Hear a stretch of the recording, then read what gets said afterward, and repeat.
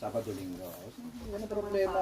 Pero okay ang asawa, okay sa ano mo yun. Sinabi ko na, kasi nga, siya daw po, sa pag-medic po. Sabi ko, bawal Paano siya kayo. mag-medic? Eh, di ba sa stroke? Opo. Ano siya, driver?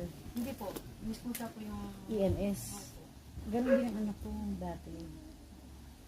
Ilan taong asawa mo? 54 po. Kaya pa naman siguro bumuhan. Pero yung meron siyang regular na ngayon papasukan na sinasabi Hindi niya na, sa ano, may stroke na ano eh. Anong Kung stroke naka- niya? Kamay? May Paa? lang naman Nakarito? po, ano, yung kamay po, yung Oy. kaliwang ano niya. Kaliwang side pa. Sa Ito, puso. Tapos yung sa ulo niya, pinag-enable ko yun. nakaramdaman siya sa ko. Pero ang tawag ko doon. Therapy. Aneurysm. Oh, hindi. Sa ano yun eh, yung stroke niya, baka meron nag-clot. Yun ang ano doon, katulad sa mami ko. Yung mami ko kasi ganyan ano ko yan, sa ano, dugo. Kaso tiga sa ulo. Mahal ang gamot niya, yung sa dugo, yung sa clot. Ano ba yun? Nakalimutan ko. Hindi naman 100 po plus. siya pinag-CT scan na, tapos yung... Saan kayo nakatira sa Mateo? Sa ano po,